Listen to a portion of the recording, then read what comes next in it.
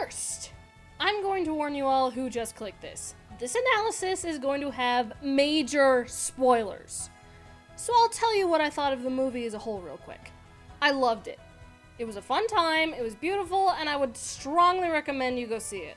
Now, why am I only doing a plot and character analysis?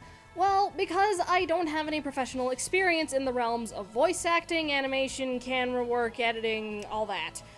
I didn't mind the voice cast. I thought they all did a good job in their own way. The animation was beautiful to me. The world felt lively. The movie had a soul. The music was just beautiful. And while there were a couple 80s songs in the movies, I didn't really mind them. Although we were definitely robbed of a good Donkey Kong Country musical reference that Take On Me replaced. The Easter eggs and references didn't feel forced. At least to me, they didn't feel forced. It felt like they incorporated everything into the world quite nicely. While I do wish the movie were longer, it was beautifully done, and I'm very excited to see these characters again, and this world I'm excited for a sequel. I will warn you though, it is very fast-paced, and don't go in expecting something deep. Treat it like a roller coaster. Pay for your ticket, get on the ride, keep your arms and legs inside the vehicle at all times, and enjoy the ride. Okay. Now let's get to what you all came here for. If you've made it this far in the video without seeing the movie, please click off now. I want to make one thing crystal clear. I'm aware this movie is not canon. I'm only going to be looking at the story of the movie by itself. I will occasionally bring up which games certain references come from, and maybe a couple comparisons to the games, but that's it. The character analyses are going to be a little different, in that I'll be looking to see how they were portrayed if they fit their game counterparts. Again, I'm not saying this movie is canon. It's just a fun movie with a truckload of references to your favorite games about Mario. Now, I'm not going to analyze the movie like I traditionally would in Masters of Literature. You see, the movie had a lot of moments that happened off-screen, and there was a lot of visual storytelling. I mean, sure, the themes of family and not giving up will pop up in the review now and then, but I want to look at how these scenes were done in a storytelling manner and how it all works in my eyes. And I just want to gush about the moments that made me so darn happy. Also, I've only seen the movie twice, so I don't have enough thoughts on certain scenes to do a full scene-by-scene analysis. Plus, there may be stuff that I forget that you kind people in the comments will be happy to remind me of. Well, that and I might not have much to say about some scenes. You'll see why later in the review. Now for the characters. I'm not going to look at every single one. Of course, I am going to be looking at the three main protagonists and Bowser, but I also have a few thoughts on Donkey Kong, Kamek, and Toad. I don't really have much to say in regards to Cranky. I had an idea of what they were going for with his character, and he reminded me of King Louie from the Jungle Book. Again, I really don't have much else to say about him. The plot is very much the hero's journey, and I think we've been missing that plot structure for far too long. I mean, sure, there are some movies with that structure kind of sprinkled in there, kind of like Puss in Boots: The Last Wish, which was the last time I went to the theater before I saw this movie. But I feel like we've been missing the hero's journey structure for a long time, and I love that structure. I like seeing it used properly. I like seeing what kinds of ways they can shake it up a bit, just all that stuff. By the way, I did like Puss in Boots: The Last Wish, just in case you guys were wondering. Good film. Okay. While the Mario movie doesn't take every step in the hero's journey, it does take some. For example, the call to adventure is Luigi getting captured by Bowser and Mario has to go save him. His mentor is Princess Peach, and he does eventually have to take on Bowser on his own. But with Luigi's help and the power of the Superstar, they're able to take him down together. Now, I want to interject real quick before we get a deeper look at the movie. I actually liked that Luigi was the damsel in distress this time. It raises the emotional stakes and gives Mario more of a motivation to explore this new magical world and beat Bowser. Plus, it gives him time to get to know Princess Peach and for her to get to know him. While you could argue that we could have gotten a film with Peach being kidnapped, we've seen that song and dance done far too many times at this point. You may not be sick of it, but a lot of people are. I actually expected the original premise of Peach is kidnapped, Mario and Luigi have to go save her, and I was curious about how they would shake it up a bit. I was surprised to see this outcome instead. Now, Luigi has been captured before in the games, but saving him is usually more of a side thing helping the progression of the story instead of the point of the whole adventure. So this was kind of new. Again, I liked it. It I felt it was a good way for Mario to attach to the Mushroom Kingdom and Princess Peach. So that way, when we get a sequel, if we get the premise of Peach gets kidnapped and Mario has to save her, it'll have more impact. I mean, sure, they could have gone the fairy tale route that we've all seen. Heck, the whole story could have been that Mario and Luigi just want to get home and Peach is the only one who can get them home, but she's been kidnapped. Toad ends up having to be the guide and mentor. Then we get the journey. And sure, maybe it would have been a fine premise, but me and many others really like what we got. To me, the Mario movie we got felt natural. I honestly didn't feel like there was something off about the story. It was very simple and straightforward. We've been missing that simplicity in movies for years. It honestly reminds me of how Disney started with adapting fairy tales to the big screen, and then over time, we started to get the deep stuff. It's a safe call to start with the simple plotline, and Mario has always had a simple plotline. Sure, the Mario RPGs are different, and I do agree we could have gotten a little bit of complexity in the Mario movie, but I honestly believe that this movie didn't need complexity. It's fine the way it is, and it's a good start. Hopefully we'll get that little bit of complexity in later sequels. Okay, that's enough. Let's get to our deep look at the movie. The movie begins with Bowser invading the Penguin Kingdom and taking the Superstar. Here we see that Bowser has a massive airship, an army, and a lot of his own strength and power. Honestly, this is a perfect introduction to him as a villain. He's intimidating, he's ruthless, and he won't let anything get in his way. We also get introduced to Kamek here. He's clearly a powerful wizard who knows how to teleport and cast all sorts of spells, but notice that he's not the one destroying the castle. Judging by the zoom in on Kamek's glasses as he watches the castle burn down, we see that Kamek enjoys watching Bowser destroy things. And the movie then cuts to a commercial for Mario and Luigi's plumbing business that they made together, and was apparently very expensive to put together. You can actually tell they made the commercial themselves, since you can see small green screen outlines on both of their faces, and just how cheesy it is. It's really cute. Anyways, the two are watching the commercial on the TV at Punch-Out Pizzeria, and judging from their reactions, this is their first time seeing their commercial out in the wild. Here we are introduced to Foreman Spike from Wrecking Crew. We learn here that Mario and Luigi used to work for him, and they both quit that job to start their own business. Now, if you've seen my list, you know that I was expecting some kind of flashback to Mario slamming a resignation letter on Spike's desk and saying, "We quit," and then Luigi just following behind concerned saying, "We?" Now that didn't happen. And considering how Luigi is excited to be working on this project with Mario, he probably was on board with it from the beginning. Although I would believe that Luigi probably listed all the possible ways it could go wrong, but Mario kept reassuring him that everything would be okay since they're working on this together. Anyways, we learn immediately from this interaction with Spike that so far the brothers haven't gotten a single call. Okay, well, their mom called to tell them they did a good job. I love how embarrassed Mario looks while Luigi is talking about it. He's just like, "Luigi, please, I love you, man, just stop talking." Spike, of course, rubs in that they aren't making any money on this and insults Luigi. Mario is very quick to defend his brother and is very willing to fight Spike over this. Spike tells Mario to his face that, he's nothing, he's no good, and he will always be a joke. Now, notice here that Luigi doesn't defend Mario. Now, don't get the wrong idea. While Luigi cares immensely, he knows that he can't stand up to Spike without getting hurt. Luigi even tells Mario that Spike is 3 times bigger than him, and he shouldn't be taking on guys like that. Which implies that Mario has done this before, and further implies Mario's had to defend Luigi quite a bit throughout their lives. Man, what a good brother. After Spike leaves, the brothers finally get their first job, and it does not go well. The review on the Super Mario Bros. Website says it all, and I'll read it right now. Super Mario Bros. Plumbing left my house an absolute mess. I would have given them only 1 star, but my sweet angel of a dog absolutely loved them. He just wouldn't leave them alone. Also, props to my friend AwesomeFan135 for totally calling that we would see that. What was going off in my mind throughout that whole scene was this clip from The Simpsons. You want me to replace the villain with a dog? I mean, nobody will know what's going on. They will if you set up that the dog is evil. All you have to do is show him doing this. And people will suspect the dog. It was a funny scene with all kinds of silly shenanigans that you'd expect. I don't have much else to say about the scene. Although I do love Mario and Luigi's little handshake. It's really cute.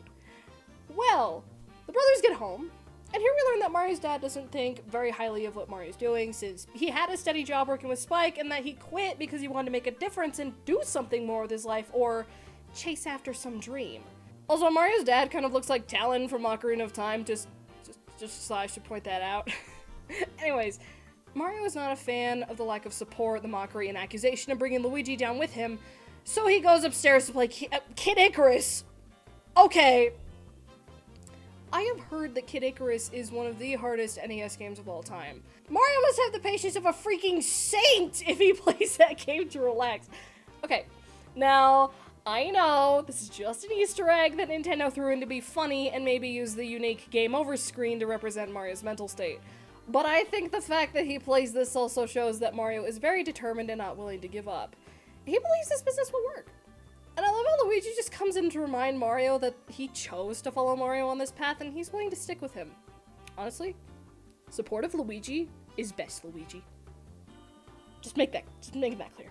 Now, I want to take a moment to mention something here, and I will probably get into this more as I analyze Mario and Luigi's characters, but as an older sister to 3 little brothers, nothing has ever pleased me more than working on projects with my little brothers, or teaching them something new.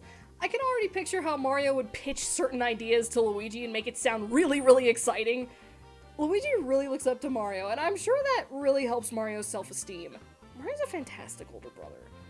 Anyways, Mario and Luigi hear on the news that there was a large manhole leak, and Mario decides to bring Luigi to go fix it. They go into the sewers to try to fix the problem, but both end up falling into an abandoned sewer system full of pipes, including the warp pipe that takes Mario and Luigi to a new world. I love the scene where both of them are in the warp zone, and Mario is trying his best to reassure Luigi that everything is going to be okay as long as they're together. But then right there, they get separated. Mario lands in the Mushroom Kingdom. He's very confused and in awe of this whole place, since this is a brand new magical world. This is also where he meets Toad, a little mushroom who craves the thrill of adventure and a new best friend. I love how Toad just sees this human pop out of the wall and decides he likes this guy and will do anything to help him. It doesn't really need much justification. Toad just thinks Mario's cool. Now, I love this whole scene here. While the thought process is very quick, you can see that Mario is still trying to compute where he is and his exact situation. He's thinking about what to do next, and since Toad is the only sentient being he's ever seen so far, he decides to start asking him about this world. The obvious question being if this is a dream. It's a natural question to ask, and you usually do get that answer in dreams. Now, when Toad proves to Mario that this is not a dream, Mario has a brief look of concern on his face. His next response is logical in that he has to know exactly where he is, which would give him a starting point. And while he's not a fan of being in a kingdom entirely composed of mushrooms, which he hates, he knows there's not really much he can do about it since he needs to find Luigi. So then, Mario tells Toad that he's looking for Luigi and starts describing what he looks like and where he last saw him, and Toad immediately tells Mario about the Darklands and how they're under Bowser's control. Now, I believe that Mario could immediately tell from Toad's tone of voice that Bowser is a bad guy. Toad didn't even have to tell him how bad of a guy Bowser is. I'm pretty sure Mario could tell immediately. Mario is concerned for sure, but this isn't the first time he's had to get Luigi out of a sticky situation and is determined to save him. Toad tells Mario that the princess will help him out, and the two make their way to the castle. Now let me pause here for a minute. I know this movie is fast-paced and that Mario and Luigi just accept what's going on around them. See, Mario doesn't really care to question all of this at this moment, since his top priority right now is finding Luigi, and he knows he's going to need help navigating this world that he knows is magical. On Luigi's end, he doesn't have time to question all of this. His top priority is to survive. I actually like that they don't take the time to question everything that's happening here, because it's not important to the main adventure. My biggest worry was that they'd go overboard with the exposition and try to explain everything in about 20 minutes. 20 minutes is already most of the movie, and I've seen some movies do that, and it can get annoying. If this were a novel, though, we probably would have a scene of Mario asking Toad all kinds of questions about this world and how it works. But since this is a 90-minute movie, you can only fit so much in it. I like to think that Mario likely asked Toad a few questions off screen while they're on their way to the castle, and it was probably just basic questions like, is it normal for mushrooms to grow that big? Or are there others just like you? Or what I think was the immediate question asked, what is the princess like? Like I said at the beginning, a lot of this happened off screen, and the reason we didn't get this exposition is because it's not important to the adventure. The focus right now is for Mario to find Luigi and get him home. Now, the movie cuts to Luigi, who we know has landed in the Darklands. I love the subtle references to Luigi's Mansion here. I had to listen to the soundtrack again to find it because for some reason I was just so focused on Luigi that I missed it both times I went to see this film. Anyways, I love how the dry bones were introduced and how Luigi, like many of us, found out the hard way how dry bones function. If the animators can make the dry bones look terrifying, I'd love to see how horrifying they can make Booze in a Luigi's Mansion film. Well, Luigi does manage to get away from the dry bones, but the Shy Guys find him and capture him. And can I just talk about how the Shy Guys and Sniffit look for a second? I freaking love how they look and walk and just... Ah! I want to see more of them, please. Then the movie cuts to Toad Town, or what I presume is Toad Town, where all the Toads are living their lives and Mario is just in awe of this whole area. There are Easter eggs galore in this one scene alone, and I love it. One other thing that I want to point out is when Toad is trying to clear a path and says that Luigi is going to die, Mario immediately gets concerned, and Toad is just like, hey man, calm down, I'm just trying to clear a path. And Mario's expression of, dude, what the frick, says it all. Also, the music in this area is just beautiful. All the references please me immensely. Anyways, Mario and Toad eventually make it to the castle, where Toad has to distract the guards while Mario sneaks into the castle. I love how not all of the Toads are total cowards. That was another worry I had. It was actually pretty jarring to see the Toad guards chase after Mario as he's looking for Peach. But hey, this likely wasn't their first rodeo. However, they are absolutely terrified of Bowser, and rightfully so. They likely have no defenses against a large monster that can breathe fire. So right before Mario can make it to Peach, the scene cuts to the throne room where Peach announces she's going to ask the Kongs for an alliance so she can take down Bowser's army. She walks right out of the throne room where Mario is running down the halls. He sees her and he's very happy to see her. Then she just judo flips him right there. Peach clearly has the fight instinct as her first response, which is honestly fair. As a ruler, you have to be able to defend yourself. You never know who's going to try to assassinate you. Anyways, Mario is happy to see her because he knows she can help and probably thinks she's quite pretty. I just love how Peach starts getting really excited when she sees that Mario is a human. I also love how confused Mario is that she's never really seen another human before. Now, this was a little jarring to me, because I assumed that Peach would have at least met Daisy by this point in time, or knew her enough to be best friends. But I guess they're either not including Daisy in this cinematic universe, or saving her for a potential sequel that's based off of Super Mario Land. I do have a small theory as to why Peach hasn't heard of Daisy or seen her until the sequel. I like to think that Daisy entered Sarasa Land at a young age the same way Peach entered the Mushroom Kingdom, except Daisy was raised by King Torometsu. While yes, you fight him in Super Mario Land, remember that the premise of Super Mario Land is that everyone is hypnotized to follow Totanga, which means that King Torometsu is loyal to Daisy. But anyways, back to her being raised by King Torometsu, I like to think that to protect her from enemies, he never told anyone she existed. He kept her hidden away, and the reason why Daisy is so energetic is because she's been cooped up her whole life and wants to break free. And that's just a small theory that I highly doubt will be used in this cinematic universe, but it's a plausible idea that I had. Anyways, back to the Mario movie. I love this interaction between Mario and Peach, where Mario is explaining how he got here and that he's looking for Luigi. Peach is immediately like, oh yeah, by the way, I'm about to go stop Bowser. I presume that she expected Mario to ask her to find Luigi and bring him back, because she could tell that Mario is freaking desperate. But what she didn't expect is for this man, who got dogpiled by toads, to ask her to come with. Peach's response is genuine here, since again, Mario just got dogpiled by toads. She doesn't really have much faith in him from the start and doesn't think he can properly defend himself. Basically, not a good first impression. But she sees how determined he is. Now, living your whole life as part of a community of toads who are very peaceful, it was likely new for Peach to see someone with as much determination as her.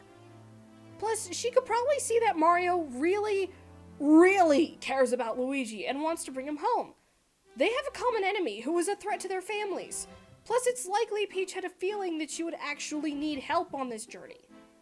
Now, granted, that feeling was probably small and hidden, but she did need help. Also, Mario said please. He ain't rude. Peach is impressed by Mario's determination in that moment and decides to train him. Besides, she knows that if Mario is going to find Luigi, he needs help. And we get the training montage, where over time we see Mario getting better and better at the obstacle course and growing more tolerant to the candy-looking mushrooms. I like that Mario didn't completely finish the training course, because the fact that he spent hours trying to finish it shows how determined he is to go with Peach and save Luigi. And that's just beautiful. Peach understood at that moment that Mario would likely kill himself finishing the course just so he could find Luigi. That determination alone is enough to impress anyone. Plus, her mindset throughout most of that montage was likely, he's going to break any minute now.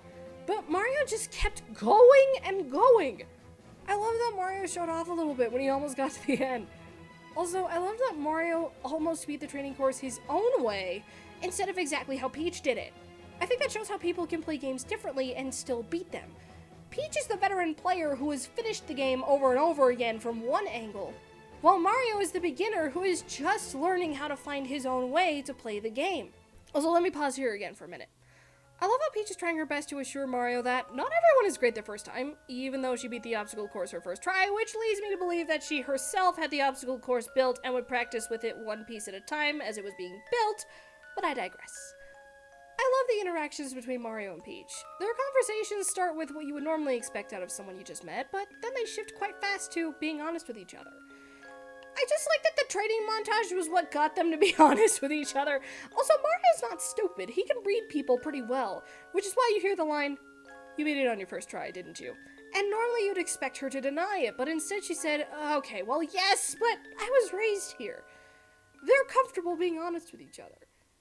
Anyways, the movie then cuts to Bowser's place, where he riles up his army ready to fight, but they're not going to fight.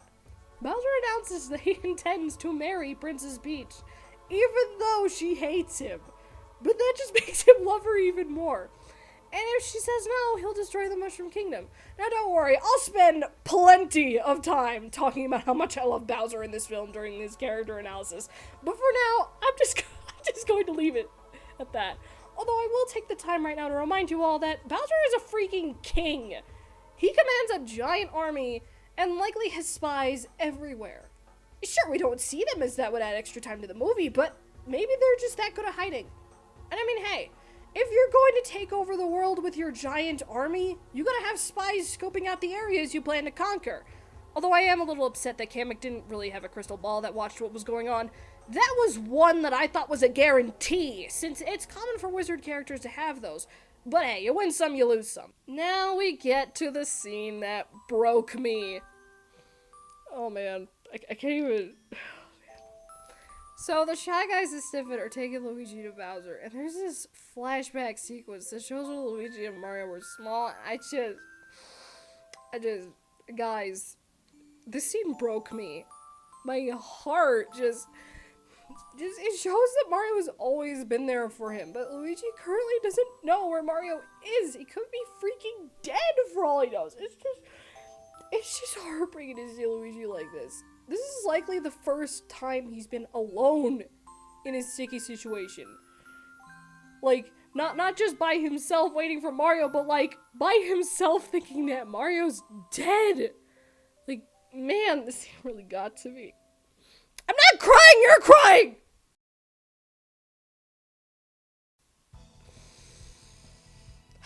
Okay. Oh, I'm calm now. Somewhat. So, the movie cuts back to the start of the base adventure. I swear the "he is not important" line is going to be used as a meme template. Peach still doesn't have much faith in Mario, and she probably doesn't want to drive fear into her people. She doesn't want to tell her people, listen, this is just a human who I just recently trained and I don't know, like, how this is gonna work, like, just that kind of deal. And let me pause for a minute, because there's one thing I noticed. I'll go over this a little more in the character analysis, but this is where I noticed that the mockery that Mario is receiving is starting to affect him. He's insecure. Well, half the time it looks like he's not showing that the mockery is affecting him, it really is. And I'm sure hearing that line from Peach must have hurt a little. From her perspective, she's trying to reassure the Toads that everything is going to be okay, but from Mario's perspective, he just went through all that in the training course, and she still doesn't have faith in him. Like, that's painful.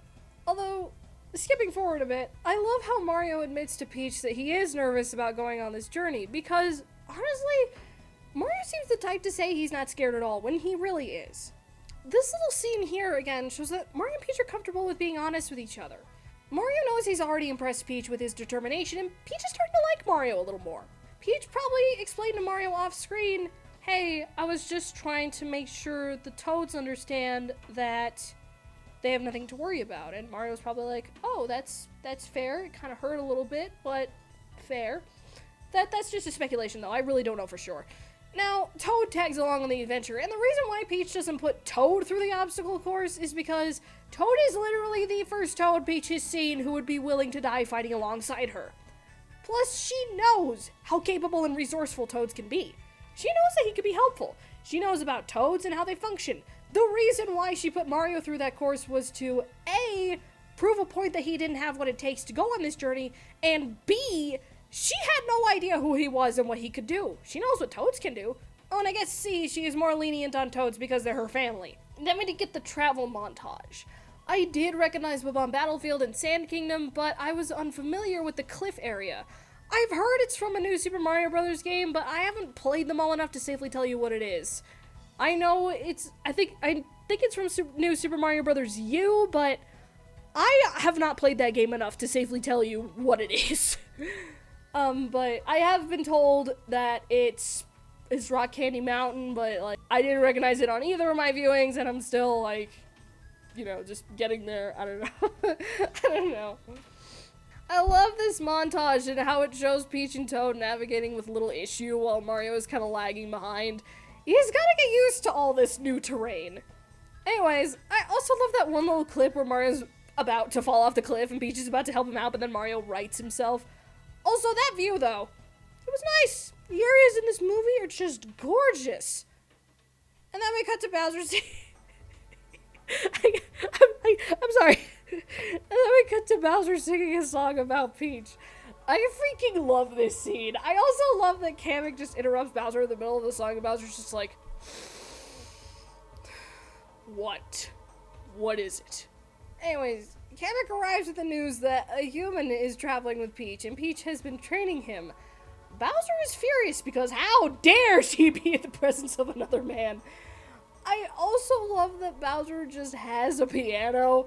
I kind of wanted it to be an organ, but let's be real. They're saving the organ for Ganondorf in the Zelda movie. Also, the piano says Ludwig von Koopa on it. Oh, and we get a little taste of how bad Bowser's temper can be. I mean, we already caught on from the beginning and the other scenes with him, but in this scene, he's trying to contain his rage. Notice that Bowser doesn't kill Kamek because Kamek is his advisor and friend, but he's not afraid to crush Kamek's fingers because pain is the best teacher. Then we get to the scene that I was most excited for. The Fire Flower Field scene. Try saying that 10 times fast. Mario is still worried as heck about Luigi, and when he said they hadn't been apart this long, I nearly broke again. Just those two. There's a reason why I love Luigi's Mansion 3 so much. I love how Peach comforts him. She's like, hey man, it's okay, we'll find him. She is so sweet to him and understands what his thought process is right now. Her family is in danger too. Also, at this point, they've been traveling for a while, so they've had some time to attach to each other, and for Mario to get attached to this world. Then Mario points out that Peach doesn't seem to be from around here, and she reveals that she doesn't even know where she came from. She was raised by Toads, which honestly was the other cutest scene in the whole movie. There's a lot of cute scenes in this movie, and don't worry, I'll talk about why I love this scene more in the character analysis. Also, mad props to Toad for knowing when to back off and let Mario and Peach have a moment. I mentioned on my list that I was certain that Toad would be interrupting Mario and Peach's heart-to-heart moments. Toad is a stellar friend for knowing when to back off. Also, just that shot of Mario and Peach looking at the sky is just so cute. I love it. And then we have Toad over here playing his flute. I could go on for hours about why I love this scene so much. Anyways, then we get to the part where Bowser meets Luigi. Now, I want to mention the big reason why Bowser didn't straight up murder Luigi right away. Since he's human, he has a mustache, I wouldn't be surprised if Bowser automatically assumed that Luigi was actually Mario. I'm sure Bowser has received scout reports of what Mario looks like as well. The snippet tells Bowser that Luigi was found in the Darklands. Bowser knows that Mario and Peach are traveling to the Jungle Kingdom, and the Darklands aren't on the way there. Also, they likely would have captured Peach as well if they did happen to run into Mario. Anyways, Bowser's thought process here is likely that Luigi may know Mario, and then we get the interrogation scene that we've seen in trailers. Mad props to Luigi for trying his darn hardest to protect Mario. But I think we all know that Luigi isn't the best liar, especially under pressure. I may need to watch the movie again to check, but I would presume this is the first time Luigi has heard that Mario is in this world and he's traveling with the princess, meaning he's alive. Again, I need to see the scene again to get a good look, but I think Luigi was probably relieved that Mario was alive and likely looking for him. Now, Luigi also understands right away that Bowser is a bad guy who will straight up murder Mario and himself. I don't blame Luigi for breaking. Bowser has quite the temper and he's terrifying.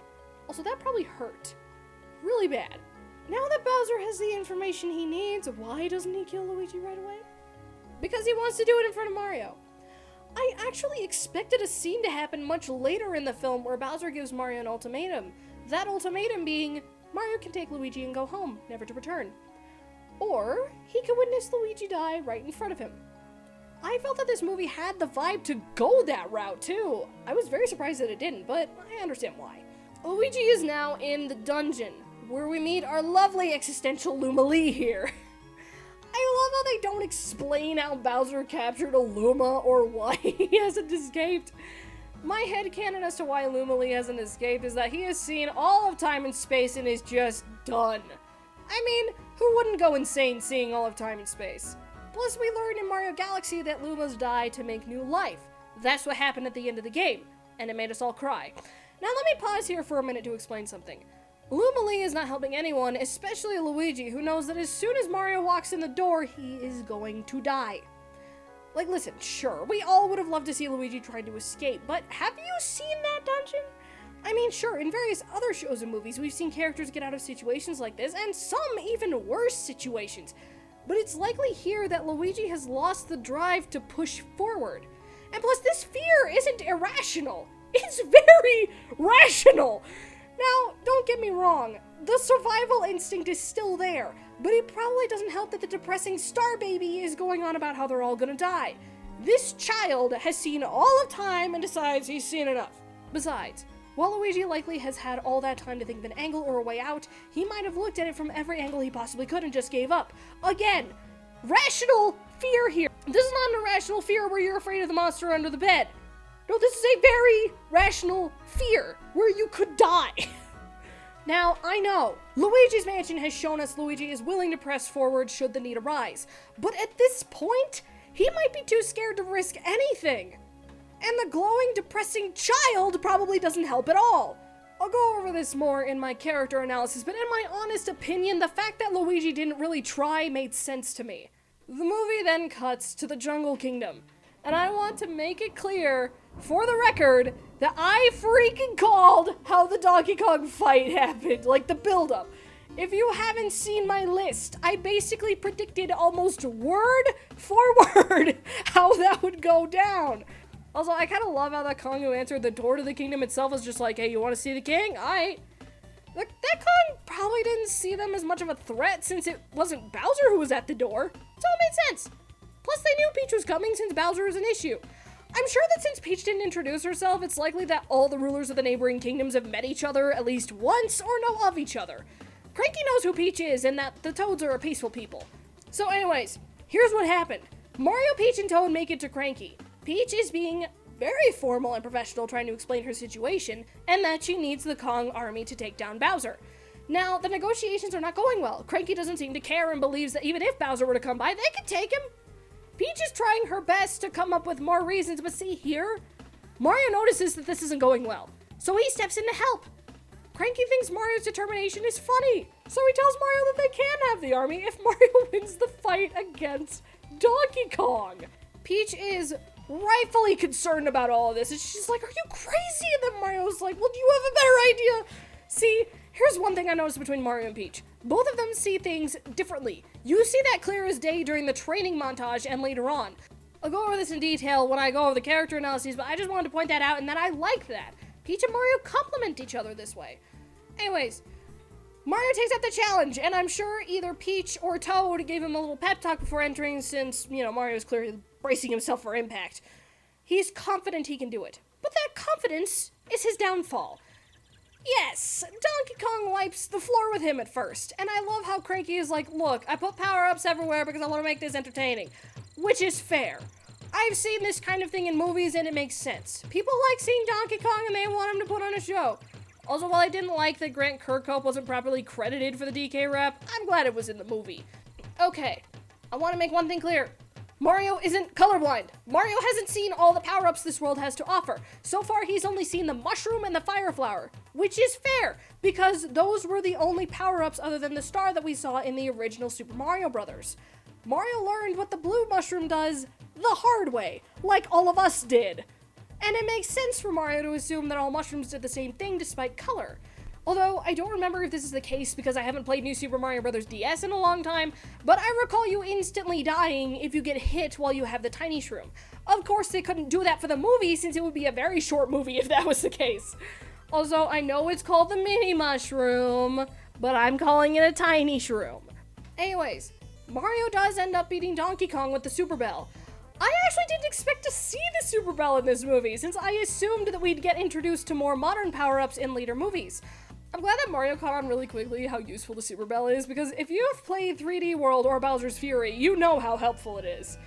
So, Mario wins the fight, and Peach now has access to an army. I love how excited she is when she's talking to Mario about how he won. Peach also points out that Mario doesn't know when to quit, and I love that Mario says, I didn't think that was a good thing. And honestly, that's fair. I'll get into more about why Mario likely thinks this way in his character analysis. So, remember how I said that Toad doesn't interrupt Mario and Peach moments? Yeah, he doesn't. Donkey Kong does. I love that Mario and Donkey Kong are just so ready to throw hands at any given moment. Thankfully, Cranky is able to step in because there's more important things to worry about now. Okay, so the plan is to take Rainbow Road back to the Mushroom Kingdom since Bowser is very much almost there. So they have to take carts. Now, I wasn't too surprised that the Kongs knew how to build carts, because if you've played any of the first two Donkey Kong Country games, if you go to Funky's place, he'll fast travel you to a previous world through his plane. However, in Donkey Kong Country 3, Funky is here to provide means of transportation to progress to other worlds. Also, Funky made your guns in Donkey Kong 64. Now, I know that none of this is questioned by Mario, because again, it's not really important to the main adventure. Plus, Mario understands that this is a magical world where magical things happen. It's very different from his own world. He knows that what's normal in his world may be different from what's normal in this world. So they get their carts built, and I just love that Toad is a giant truck. He's the best. Now we cut to Bowser rehearsing how he's going to propose to Peach. But he's interrupted by the blue-shelled Koopa, who recently got scout reports that Mario beat Donkey Kong and is heading toward the Mushroom Kingdom with the Kong army. Now see here, I've mentioned this before when talking about Bowser's scout system. It makes sense for him to have eyes and ears everywhere since he's trying to scope out weaknesses when he inevitably attacks each of these kingdoms. How did he know about Rainbow Road? It's likely the scouts found out about it and reported back. See what I mean by a lot of stuff happening off screen? Bowser is a lot smarter than we give him credit for. He's ready with his own army to ambush the Kongs. Why and how did they get there so fast? Remember how I mentioned that Kamek could teleport? I wouldn't be surprised if he could teleport other things as well. He's a wizard. He knows all kinds of spells, which is why I'm frustrated that we never got to see any of our protagonists fight Kamek. Also, I understand that the Mario Kart sequence could have been replaced with something else, but I thought it was a good time and it fit the pace of this movie. They're under pressure, they gotta get somewhere fast, and since Bowser has eyes and ears everywhere, he knows where to strike. But here's the thing, our main protagonists don't know that.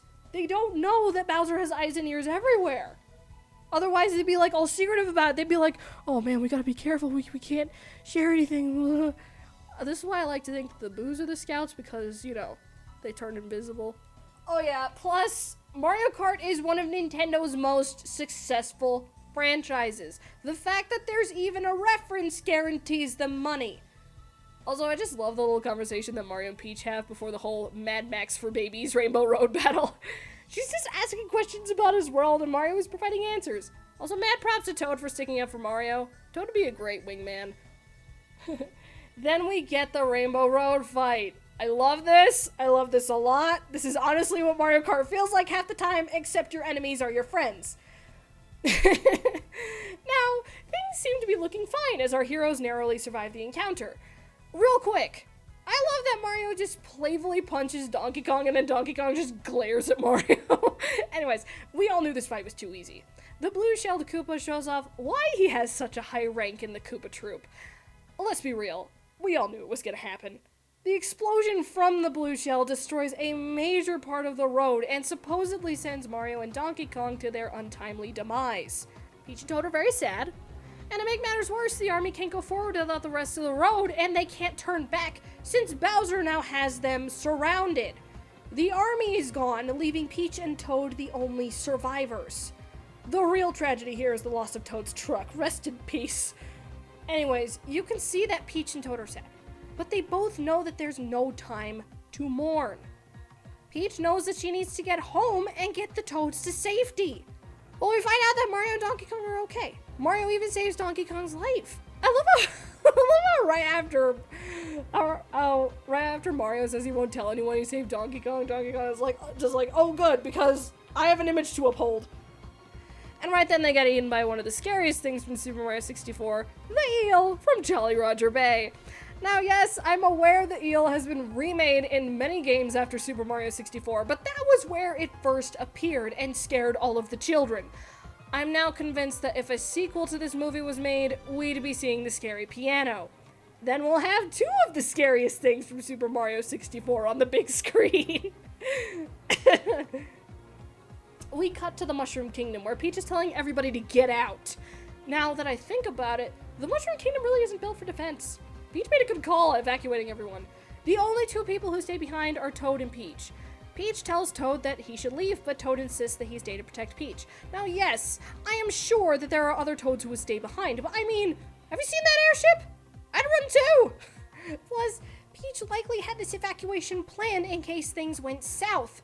And the Toads highly respect Peach, so they listen to her. They know she cares. Also, Peach doesn't keep insisting Toad go with the others because, like with Mario, she understands that no matter what she says, Toad will not leave her side. Also, she probably didn't want to be alone. Peach and Toad go up to face Bowser. I still love the shot where Peach picks up a halberd ready to stab Bowser in his face. Bowser pops in and... I just want to say this right now, that literally the whole process of Bowser proposing to Peach is this meme template from How to Train Your Dragon. Of course, Peach turns Bowser down because obvious reasons, but we forget that Bowser is smarter than we give him credit for. Kamek tortures Toad with magic. Peach, naturally caring about her Toads, doesn't want to see him in immense pain. Bowser is very willing to straight up murder Toad right then and there. Peach agrees to marry Bowser if he won't hurt her Toads, and thus the mentor is out of commission. For now. Peach absolutely knew what Bowser was trying to do, but she couldn't act without Toad getting killed, so she's gotta start thinking of another plan. We then cut to the dungeon where... Okay, how the frick did the Star Child get bubbles? And again, he could have escaped at any time. Man, I feel bad for Luigi for having to deal with this child. Also, I don't think Luigi had the heart to tell Lumali to shut up. Those comments about death mixed with the current situation makes things extremely stressful and hard for strategic thinking. Well, Kamek pops in to tell everyone they're going to be ritualistically sacrificed at Bowser's wedding. Now, I love that this implies how messed up Bowser is. Listen, we all love Bowser in his own special way, but let's be real. None of us expected that line. I sure didn't. Meanwhile, in the belly of the beast, Mario and Donkey Kong are not having a good time. See, I thought this was going to be a moment where Mario and Donkey Kong start to connect and become friends, but they are both quite stubborn and angry and stressed right now. Clearly not in the mood for a heart-to-heart. I mean, Mario tries to be friendly, but Donkey Kong lashes out, which causes Mario to lash out right back. Thankfully, the two end up finding DK's cart with a rocket barrel. I love how DK and Mario just looked at the barrel, looked at each other, and had the same idea. The reason why Donkey Kong didn't leave Mario to die is because he felt he owed Mario for saving his life. I had a feeling that the Kongs would be more of an honor-driven people. Besides, DK literally says, "Now we're even," as they're escaping. Also, nice reference to Donkey Kong Country Returns. Okay, I had to look at this next scene pretty hard to get an idea of what may have happened off screen. Firstly, why does Bowser have a wedding dress on hand? Bowser probably had Kamek make one. Next question. Why does Toad pop in with the bouquet that we found out later has the ice flower? Peach likely insisted on picking the flowers for her bouquet, and Peach, being smart, decided, I want to discuss this with Toad. And Bowser was probably hesitant about this, but being the lovesick guy that he is, allowed Toad and Peach to discuss the plan. The plan is for Toad to go grab the flowers, but smuggle in an ice flower. I mean, sure, the circumstances could have been different, but either way, it led to Toad getting and making a bouquet for Peach and smuggling in an ice flower. First of all, I want to say that I'm grateful that my beloved King Boo has shown up in this movie, confirming that he exists in this world, and further increasing my desire for a Luigi's Mansion movie. Please, I need this. Anyways, right at the altar, Peach leaps into action, and since this was a surprise attack, Bowser does not react fast enough for Peach. She does manage to stop him, for now. The rest of Bowser's army attacks. Then we cut to the base of Bowser's airship, where Mario and DK are plowing through baddies, and just having a good time doing so. It kind of reminds me of in Lord of the Rings when Legolas and Gimli are counting the enemies they kill, and then and then when the battle's over, they tally up to see how many they killed. It's really, I feel like Mario and Donkey Kong would do the same thing. Anyways, eventually Mario ends up getting the Tanuki leaf and flies to the castle. Now this next scene is very important for me to analyze. I had to look at this a second time because I remembered that the ice on the crank lowering the prisoners broke. I was a little confused as to why Peach didn't bother refreezing it. Then I saw that she was going to refreeze it, but since she wasn't paying attention to how soon King Babam was going to blow up, she got caught up in the blast. Why like King Babam? The same reason you cast Fireball on an army when you play D&D. It's to clear out the army and maybe do some damage to the villain's lair. Peach was so focused on getting rid of as many baddies as possible, and at the same time trying to save the prisoners, that she wasn't paying attention to her own safety. This caused her to lose the Ice Flower ability. But never fear, DK is here, and he manages to stop the crank and turn it the other direction. Because of Luigi's near-death experience, he is free and can escape. Well, he tries, but he falls.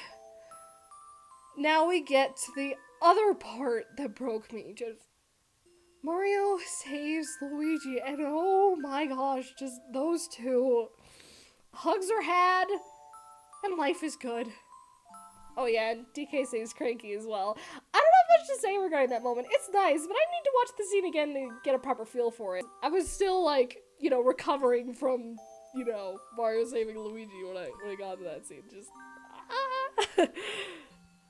Oh, but wait!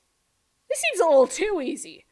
Yeah, I was right. Bowser breaks out of the ice and basically sends a tactical nuke onto the Mushroom Kingdom. Mario immediately leaps into action and tries his best to stop the Bonsai Bill. Now, I know, we all thought that bullet bills are not sentient. Well, they are. Remember the homing missiles from Super Mario Galaxy? Their eyes glow when they see you, and they are coming in quick. Also, Paper Mario, the first two. If you've played them, you'll know what I'm talking about. Anyways, Mario manages to redirect the Bonsai Bill to chase him by swinging the tail in its eye. And the only place Mario thinks to put it is a nearby pipe. Now, I originally thought that the pipe would just be destroyed. I didn't expect the Bonsai Bill to be taken into the warp zone and explode. This explosion causes quite the dimensional rip and sends the entirety of Bowser's castle, along with everyone on it, back into Brooklyn. Now this scene. I like this scene. The star falls out of the castle and Mario tries to get to it since he sure doesn't want Bowser to get it. But Bowser has the upper hand and doesn't hesitate to start pummeling Mario and throw him through a few walls. Mario tries to hide and recover. Why doesn't he get back up? It's for a couple of reasons. One of them being Bowser has actually hurt Mario pretty bad. He can barely stand. The other reason being that Bowser's mockery reawakens all the mockery that Mario remembers receiving over the years and this recent adventure. Thankfully, before Bowser can finish the job, DK, Peach, and Toad, you kind of have to look for him though, but he's there, try to take down Bowser. Okay, quick pause. Why didn't Bowser kill Mario immediately? The same reason why he didn't kill Luigi immediately. He wanted to break Mario's spirit. See, it's one thing to cause physical pain to your enemy. It's quite another to break their spirit. Mario is at the darkest point in the journey. Pretty much everyone he knows, including Peach, have basically told him he's a failure in some way. And this moment right here, it all just comes back in a wave. And plus, Mario isn't in the Mushroom Kingdom. He can't depend on nearby power-ups. And he knows that Bowser is far too strong. He starts thinking of what he can't do rather than what he can do. And that can happen if you're not in a good spot. It's not a pleasant feeling. Right then, as Mario considers giving up, the commercial he made with Luigi plays a bit on the broken TV. I think that's when Mario realized that there is someone who doesn't think he's a failure. Luigi. Mario knows right then that he can't stop. He can't leave them all to die, and he won't let Bowser win. Mario gets up, basically saves Donkey Kong from getting brutally murdered, and faces down Bowser. Peach manages to get the star out of Bowser's grasp, and Mario runs for it, but Bowser seems to be a little too fast. But not fast enough for Luigi. Now I'm going to pause right here. We don't see Luigi's thought process through this experience. His first instinct was to hide and wait out the battle. Then, Luigi sees that Mario is very hurt and going up against Bowser. Luigi also can tell that the star is important. Now, Luigi also knows that Mario could very well die here. Again, we don't see this whole thought process, but I like to think that as he saw what was about to happen, he probably thought of all the other times he's seen Mario get hurt for his sake. And he didn't want this to cost his brother. That drive, that push, is what got him to grab that manhole cover and save Mario's life. Mario and Luigi grab the star just in time and plow right through Bowser's army, and they fight Bowser spectacularly. Although I'm pretty sure Kamek likely left the battle after seeing Bowser get beat up, since he realized this is a losing battle. I suspect we'll see him again in the sequel where he frees Bowser. Now, while I do wish that Mario and Luigi used their own wit and strength to beat Bowser, I understand why the star needed to be used. Because if they were going to use it, Bowser definitely would, and we would have a tragic ending. I just love the whole fight scene. It's really fun to watch. Bowser is defeated, and Peach force feeds Bowser a tiny shroom. Now Peach has a pet turtle. Mario and Luigi are hailed as heroes by everyone. The movie ends with Mario and Luigi leaving their house in the Mushroom Kingdom to go about their day, and they have a pipe to travel to and from Brooklyn whenever they're needed. Now, I love that this implies that Mario really wanted to show Luigi the rest of the Mushroom Kingdom and all of its beauty, since Luigi has spent a good chunk of time in Bowser's dungeon. Now, there are a couple of scenes in the credits. I don't have much to say about these, since the mid-credits scene is just a little joke, and the post-credits scene implies a potential sequel down the line, but we'll have to wait and see for that one. Overall, the plot was very straightforward and made sense to me. It was very fun to sit down and think about each scene and character motivations that I didn't quite understand upon a first viewing. Again, this is just what I think. You might have a different interpretation than I did, and that's okay. This movie is not for everybody, but I had a good time. While the story is quite simple, it has little moments that give it a soul. It's like an old Disney princess movie. We know the fairy tale, we know how it's going to end, and it's not even complex. Sure, those movies are not as fast-paced as the Mario movie, but it's still kind of the same feeling. Now I'd like to take some time talking about the characters. Like I said, I'm going to be talking about Mario, Luigi, Peach, Toad, Donkey Kong, Kamek, and Bowser. First, let's talk about Mario. He wants to make a difference in people's lives and make a name for himself. He also wants to make his dad proud. Mario will literally die for his brother and refuses to give up. Now, refusing to give up can be seen as a bad thing, considering that never knowing when to quit can also tie to unhealthy stubbornness. Judging by how he told Peach that he didn't think it was a good thing, he's likely been told many times throughout his life, probably even by his dad, that he's very stubborn and that's not a good thing. But the thing is, it's the stubbornness that got Mario to get up and fight Bowser and save the world. Mario literally told Peach that he needs her help and he's going to get it whether she likes it or not. He also stood up to Cranky, which I still can't believe I actually called. He's also quite confident in his own skills and knows he can get better, which is why he never gives up. Plus, Peach sees it as amazing determination. Mario does have a strong determination. I mean, you'd think so, since he plays Kid Icarus. One thing that I noticed was most important about him was that he doesn't often show that the mockery bothers him. He hides it so that he can keep going. Although over time, he's not doing a very good job of hiding it. It looks like it doesn't bother him, but it very much does. That and everyone sees him as small, which honestly doesn't help. Like I said before, the scene where Bowser starts mocking Mario during the final fight, all that mockery comes back to him. And when Mario realizes he could very much die right here, right now, and everything he loves could be gone. But he presses forward. Mario is also very friendly and caring toward other people. Mario is very kind-hearted, and we see that when he saved Donkey Kong's life when they fell off of Rainbow Road. He easily could have left him to die, but he didn't. I especially love Mario's interactions with Peach. He is very good at connecting with people. Really, the only person he had a hard time connecting with was Donkey Kong, and that's probably because Donkey Kong is equally as stubborn.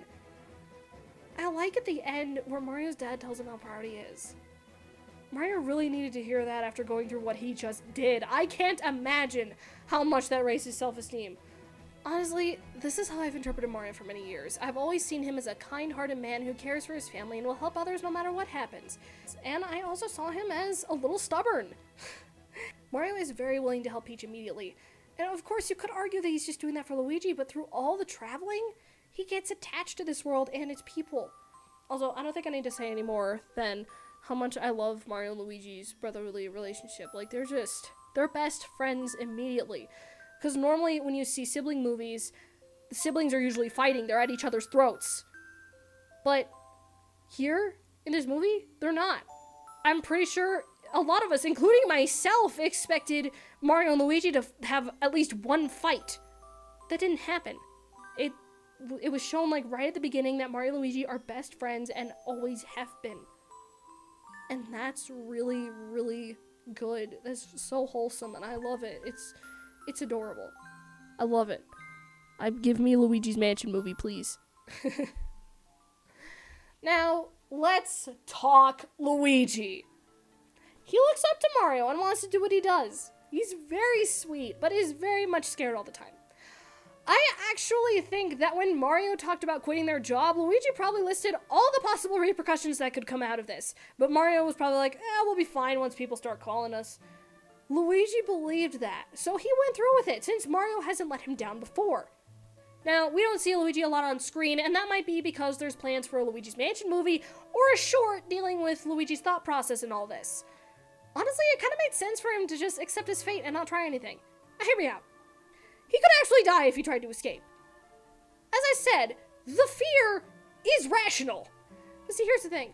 Luigi still wants to live, and it doesn't help that the Luma over here is being depressing.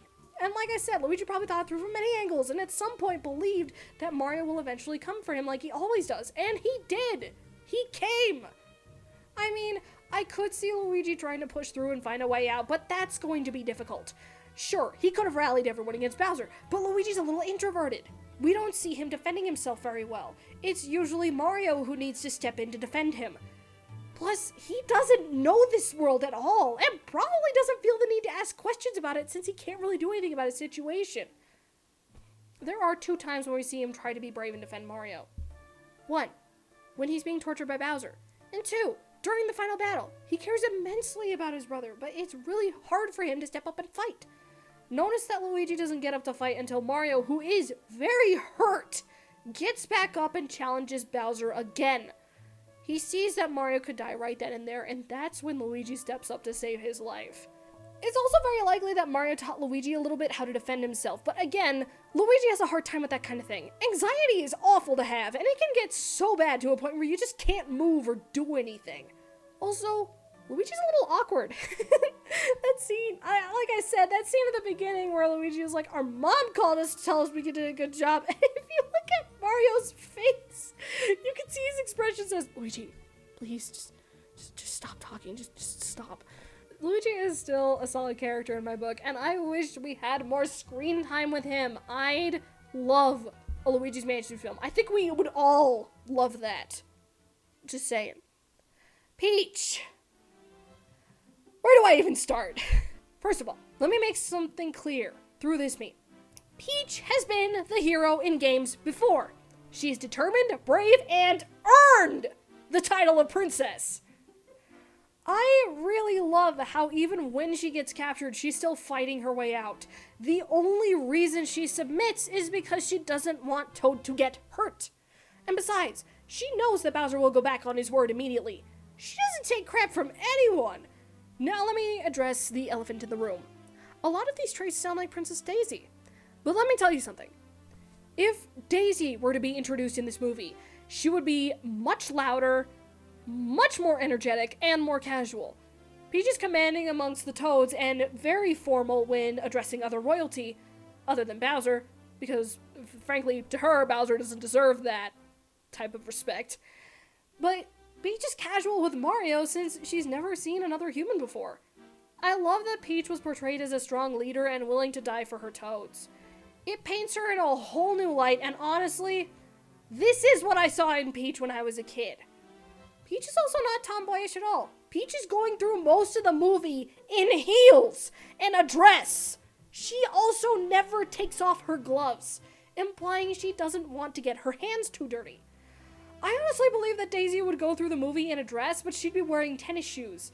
And once the fighting gets started, those gloves would be off. Like, seriously, I could picture a scene where some bad guy, maybe Bowser, just pick an enemy, there's many of them, and Daisy just, rips off her gloves, gives them to Luigi, and then just is ready to throw hands. Just I want to see that. Somebody animate that, please. Okay, that's enough about Daisy. Let's talk more about Peach. She is very kind-hearted. When Mario comes to her asking for help, she says that she's going to stop Bowser. Like I said, I think she expected Mario to ask her to find him, but instead Mario begged her to come with. I've said this before, but I love how she and Mario interact with each other. While she doesn't have faith in him at first, after the training montage, she sees his determination that he will go with her or die trying. And even after that montage, she still doesn't have much faith in him, but over time as they travel, she starts to grow attached to him. I know I'm repeating myself a lot with this, but there are a lot of points that I really want to drive home. Plus, there's one thing I need to point out. Peach looks at things from one specific angle and tries to do too much, which is what nearly gets her killed in the wedding scene. Whereas Mario over here sees things from other angles, and that actually helps Peach. You see this in the training montage, where Mario tries to beat the course the way Peach did, but ends up seeing that there's an easier way to do it from a different angle. Having that second perspective is what got them the Kong army. Peach couldn't have done it all without Mario's help. They complement each other. Also, I need to say this now, we need more games where Peach actually tries to escape, because so far I can only name 4 games off the top of my head where we see Peach actually trying to escape. Honestly, this is partially how I interpreted Peach. I saw her as a strong leader, but I figured she would be able to use magic and grow to rely too heavily on it. Actually, now that I think about it, that's likely the case with the movie, because yes, while she was ready to spear Bowser, she had to use an ice flower to save herself. But why didn't she wait for Mario? She thought he was dead! She felt that she had to get herself out, but then Mario swoops in and saves the day. Yay! Also, here's one thing I need to mention. Peach was my favorite princess for years before I found out about Daisy's existence. There's still that part of me that holds Peach up on a high pedestal. I always saw Peach as more powerful than she actually was portrayed in most games. I hope to see more of her in future films. Also, Peach is not baking cakes or focusing on that kind of thing at the moment because there's a freaking war going on! No time for cakes! It's time to fight!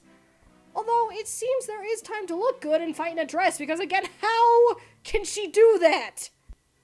Toad. I freaking love Toad.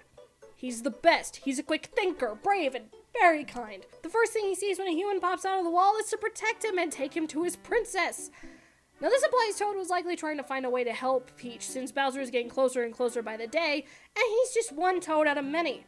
While we don't see his thought process most of the time, it's likely that he's always wanted to stand out since he looks the exact same as all of his brethren. Also, again, props to Toad for knowing to back off when Mario and Peach are having a moment.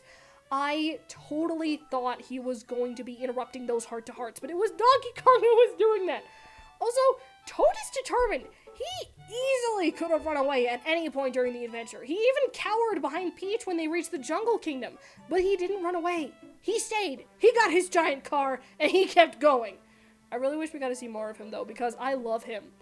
Honestly, in general, I knew Toads were cowardly, but there's always that one Toad who is always ready for battle whenever. Donkey Kong! Our original worst enemy. Honestly, I was very surprised by how present he was in this movie. I totally expected him to show up about as much as Toad.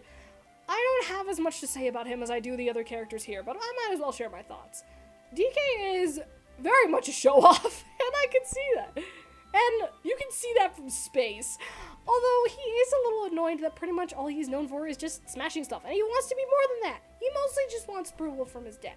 Although, I know I've said this before, but I love how DK and Mario don't instantly connect, and the hate turns into a friendly rivalry, or what I like to call the Knuckles friend. Also, this is a little thing I noticed throughout the movie. After the battle, we see Mario save DK, and then DK saves Mario from inside the eel, claiming they're even. He easily could have left Mario to die. Then, during the final battle, DK saves Mario from Bowser of his own free will, and then Mario saves DK from being straight up murdered by Bowser. I just thought it was a little funny. That's just me, though. I'm curious to see what a Donkey Kong Country movie would be like now, and I would be fine with it as long as the Kremlings are there. I want King K. Rool on the big screen. I need it. Anyways, Kamek. I freaking love Kamek as a villain. I hate having to fight him in the games, but he is one stellar villain. He is there for Bowser to help him out and give him advice. I really wish we got to see the bros fight Kamek, but I have a feeling we'll be seeing Kamek again in a sequel where he inevitably frees Bowser. We've all had to fight Kamek, and it was frustrating. Let me see the wizard battle of the bros! I also feel like Kamek is the type to know when he's going to lose the battle, so he just bails and starts plotting to come back later. Kamek watched the battle happen, but likely disappeared after he saw Mario and Luigi wipe out a whole army. Kamek also loves to watch Bowser destroy things, and we see that in the beginning when he's watching the Penguin Castle burn down. Also, notice how Kamek is not the one interrogating Luigi. It's Bowser. Kamek clearly has the power to do all the work, but he allows Bowser to do it. I like to think that there have been times when Kamek did most of the work, but Bowser got frustrated because he wanted to do it, and thus Kamek allowed Bowser to do all the work. Alright. Where do I begin with Bowser? He was fantastic and funny. I freaking loved him. I'd say he was a fusion of Paper Mario 64 Bowser, Super Paper Mario Bowser, before he was helpful, and of course, Super Mario Odyssey Bowser. He's cruel, he's determined to get what he wants, and the man loves to sing! Although those keys must be made out of something quite powerful if his claws can't dent them. Also, Bowser always has Kamek there for him to help him out. Now, I expected Bowser to be a little more cunning in this movie. I actually was going to add the ultimatum scene to the predictions list. You know, the one with the choices where Mario could leave the Mushroom Kingdom with Luigi and never return, or he could just watch Luigi die right before him. But I ended up not adding it to the list because I thought it would be a guarantee. And I am honestly amazed that it wasn't added, but I don't think it would have worked, since Bowser is a hothead and is always ready to straight up murder Mario. The reason Bowser didn't use the star on Mario immediately is because he knew he could take Mario without it. Oh, and Bowser is also very lovesick. He's been wanting Peach as his bride for a long time. And see, one thing that most of the games fail to show is that Bowser can be a little messed up, which is what the movie showed. Also, I love how his literal thought process throughout all this is, I'm going to get the superstar. Chicks love powerful weapons. And then there's also this thought process. I'm going to ritualistically sacrifice all these prisoners in Peach's honor. Chicks dig that. I'm starting to think that Kamek was the one who told him all this, but knowing Bowser, I could see that being his actual thought process without any encouragement from outside parties. Also, again, I've said this a few times already, but Bowser is a freaking king. He knows how to command an army, and he knows how to get the information he needs. He's a lot smarter and stronger than we all think. I think the reason why many people have interpreted Bowser as weaker is because there are so many games where we fight him and win. Also, I'm glad that in this movie Bowser doesn't become even larger, because, like, I feel like that's been overdone in the games.